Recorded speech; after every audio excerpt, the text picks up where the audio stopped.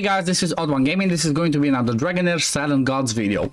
In today's video, I want to talk a little bit about artifacts.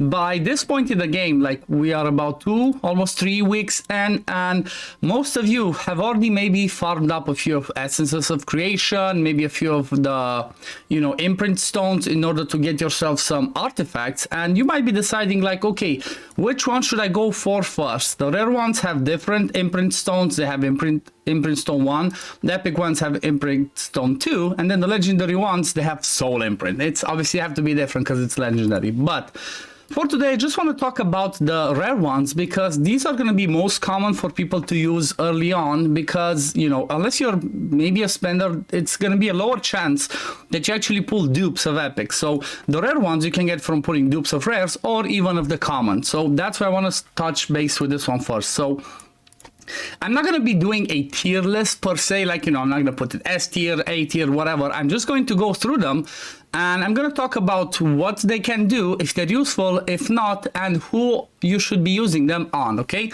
So let's start with the first one. Actually, I'm going to start with the one that does not appear there in the shop because it's one that we get for free, and that is this one over here, the Elven Hunters Quiver, okay?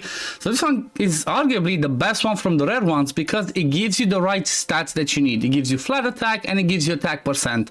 Also, it has this one over here that says when the wearer launches a basic attack, gains a 30% chance of dealing derivative lightning damage equal to this percentage. This effect can only trigger once every 6 seconds. And keep in mind that derivative damage cannot crit, okay? So if you're gonna have this on somebody that you have built with high crit rate, it's not gonna benefit them as much as opposed to just having this on someone that does more derivative damage.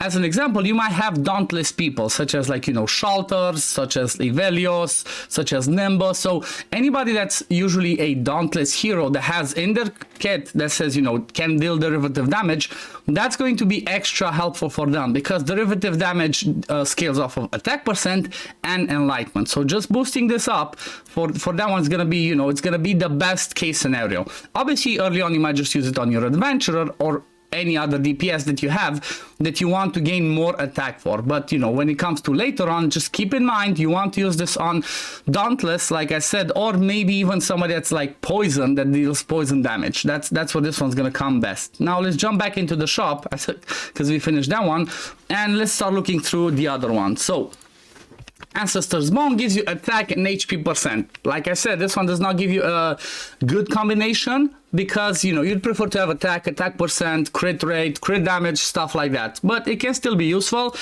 because the wearer also obtains a percentage of crit damage. So again, this one might be good for anybody that you have as a DPS, but it might be specifically better for somebody that's a melee DPS, okay? Because getting a little bit more HP percent means they're gonna stay alive a little bit better and also gain the attack and also the crit damage. So as an example, somebody like an Usha, for example, or a Martina that, is gonna be on the front line fighting. You gain the attack, you gain the crit damage, but you also gain some HP percent for survivability. So that's the Ancestor's Bone. Now the Meditator's Pipe is a little bit of a weird one because it gives you attack, then it gives you accuracy, but then you have a chance to, the wearer obtains extra enlightenment, okay? Actually, this one's not a chance, it's straight up. So this one can be interesting in different people. So as an example, maybe early on, you might use it on your Hexandra that has the battle skill scale off of attack and enlightenment, okay? Her heal scale off of these two. But if we're talking about later on, like, who would be a specialist for this one, again, it might be somebody that's a poisoner because you're gonna need the accuracy to end those poisons, then the attack is gonna help those poison scale, and at the same time the enlightenment can help the damage of the poison scale. So that's where you would use the Meditator's Pipe specifically. But again, if you don't, I'm just gonna say this for every single one of those, if you don't want these or you don't have that specific hero, if these base stats help you, like for example you're missing a little bit of accuracy on your debuffer and you want to get a little bit more attack as well, this one can be good. So as an example, a Sigrid, a Yola like I'm using, this one can be good. Like you would just ignore, I guess, this part and just focus on the stats it gives you. Then the next one, Stone Cloak. At the start of battle, it grants the wearer a percentage of shield the last 15 seconds. It gives you HP and defense percent. because of the effect that this artifact has, this one you would benefit mostly in arena, okay? You would only gain the benefit of this part in arena because, well, after 15 seconds, it's gone. There's not other content I can think of where you're gonna need that, you know, just at the beginning. So yeah, the HP and defense percent are good stats. This can be good on any tank as an example, but for this to be useful is just the arena. However, again, like the other ones, this one can just be useful on your tank because it gives him more HP and more defense percent. So keep that in mind. Now, Luminary Order Gospel is another one that's actually good everywhere. This one's another amazing one because it gives you defense, it gives you HP percent, and then it also gives you healing from the wearer is increased by a certain percentage. So there's no, you know, there's no something that needs to be triggered, nothing like that. You straight up get defensive stats. So again, somebody like a Hexandra or any other healer that you have, this one's going to benefit them because it's going to give them survivability and also their healing will increase. So obviously this one's going to be on a healer. Then Dancing Gyro, it gives you defense and attack percent. The wearer obtains extra attack speed. This one, again, is kind of aimed more towards people that maybe have strong basic attacks, okay? Because this one, the attack speed only influences your basic attack. Or, again, it could be good on somebody like, you know, any Dauntless hero that trigger something. Usually Dauntless heroes have some synergies that they trigger certain effects depending on what hero you have that basically are triggered by their basic skill. So as an example, again, somebody like a Shalter, that's a Dauntless hero but is melee, can help you because he's going to get some defense to survive, and then the attack percent is going to boost their skill plus extra attack speed. Well, that's going to help. Now let's move over to the Volcanic Disc. It gives you HP and attack percent. The wearer's ultimate skill gains percentage of damage bonus. This can be amazing on anybody that has a strong damage dealing ultimate, even like Fire Adventurer, for example. But again, the HP doesn't benefit you too much on DPS champions. The attack percent will help, however. So, you know, maybe again some melee DPS that you want to get a little bit more survivability, or having the extra HP might not be a bad thing because the attack is a percentage at least, and that this one's gonna scale better the higher you get. So I don't know, again, like I said, Adventurer that's fire, or anybody has a strong hitting ultimate. Next one, the Lunar Harp, gives you HP and accuracy, increases the wearer's success rate of inflicting buffs or debuffs by a certain percentage. This one's a weird one because most of the time the ultimates can be scrolled up to be 100% chance to land. But I guess if you don't have that many scrolls for people that have certain debuffs or buffs, I cannot think of any buff that doesn't have 100% chance to land. But if I think of any debuffs, for example, a Dane that has a chance to remove deep buffs, this one can help him if you do not want to book him. Or again, anybody else that maybe does not have 100% chance to land. Or you know what, I just thought of somebody, if I'm not mistaken, his name is Pargu. So even fully scrolled up, he only goes to like 60 or 70% chance to land one of those debuffs. So this could be helpful for him because, well, it also gives you the accuracy, so that comes in, you know, it's a benefit. Again, the base stat giving you accuracy is good, so keep that in mind. It's not the best, but it can be an option. Then next one, Troll's Heart. This is another one that's pretty good. It gives you defense, resist, and the wearer also obtains extra HP. Because it's percentage, again, it's going to be good for later on. So maybe you have certain areas where you need a little bit of extra resistance to resist the debuff, such as like the Grave of Rot. This could be helpful on your tank, okay? Getting more defense, getting more HP, and the resistance can be helpful there. Or at the same time, maybe you have a healer that's a little bit too squishy, and you build them with some resist, for example, for Ancient Battlefield, where the furthest target away is going to always be stunned, or like, you know, the boss attempts to stun you. If you have high enough resist, that can make you resist that, and the boss takes more damage, and also give you survivability stats, is going to help you a ton. So that's Troll's Heart, one of the good ones. Then Banner of Oath gives you defense and HP percent. The wearer obtains extra defense when there are allies around them.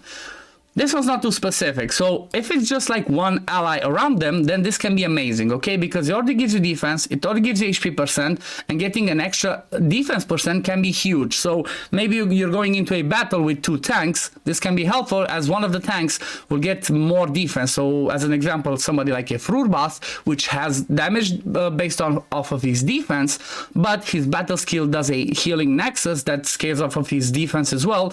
This can be helpful for him, okay? You're not gonna have the the accuracy to land his attack, but at least you get all the other defensive stats. So again, this one's gonna be on somebody that's a tank mostly, but if you have somebody that's squishy, that's gonna be placed close to an ally, then this is gonna help them because they're gonna survive a bit more. Now let's go to the Traveler's Headband. Gives you defense and HP percent, reduces the wearer's damage taken by percentage when under control. This is really rare. There's very few situations where this one benefits, as there's not much content in the game where you're gonna be inflicted with control. Maybe in the new area, I don't know about the new area, the underground area, if there's gonna be some bosses or some fights where you're gonna take control. Mostly you're gonna have control happening in arenas. For example, you get stunned, you get provoked, taunted, whatever. This can help again on your tank, and again, it gives you good stats, good base stats. Apart from that, it's not the most useful one, unless you only care about the stats. Then Horn of the Labyrinth Lord, attack and attack speed as a percentage. This one's again really amazing for dauntless people or any person that you want to have better, that you know, they have good basic skills, that do some quirky stuff, some good damage on that one. And it also gives the wearer 3% attack up for 3 seconds. This one can stack up to several times. So if you have somebody that attacks a lot, this one can stack up to a maximum of 30%, apart from the percentage that you can get here. But mostly it's gonna be dauntless people or people that, like I said, have some really strong basic attacks. And usually those basic attacks will have something going on with their passives that say that the basic attack is enhanced or something like that. Apart from the dauntless people, I can think of somebody like a Filto. He's a legendary, but there's also Arlo, which has every basic attack that he does like splash damage for the target around it for 70%. So I guess the more often he attacks, the more splash damage he can do. So this one can be useful there. And then we're moving on to the last one. Ivoran or Ivoran's arrow gives you defense and accuracy, and the effect is the wearer's success rate of inflicting buffs or debuffs with battle skill this time is increased by a certain percentage. So it's kind of the same principle as I talked about the other one. I think it was the harp that gives you, the harp that gives you higher percentage to land the debuffs. This one's not as useful because, again, most of the time the battle skills can be booked to be 100% chance to land. Or one exception that I'm actually thinking about now is Horus, okay? You might have Horus be used in battles, but you cannot book his decreased attack on the battle skill to be 100%, okay? So this one giving accuracy, giving defense means it can be good for a tank, and also increasing the chance for his decreased attack or attack penalty to land can be helpful. But again, these ones that only increase stuff for like a certain percentage or are a little bit conditional are not the best. However, gaining accuracy over here can help, because that means you're going to ignore getting accuracy from other areas. So yeah, this is gonna be for the rare artifacts. I'm gonna do a similar video for all the epic artifacts, which obviously is gonna take a little bit longer because there's gonna be more heroes to talk about, and also there's more artifacts to talk about. And yeah, that's gonna come in the next few days, I think. But I hope this was helpful. I hope this gives you an idea of what artifacts you can get from the rare ones, who to put them on, which one to focus on early on, and all that, because you know these are really important. These artifacts can be game changing if you put them on the right heroes and use the right team synergy because of them. But yeah, this is gonna be it for the video today, guys. As always, if you do enjoy my content, don't forget to like this video, subscribe to the channel to see when I upload next, and I'm gonna see you on the next one. Peace, love, take care, everyone. Bye, guys.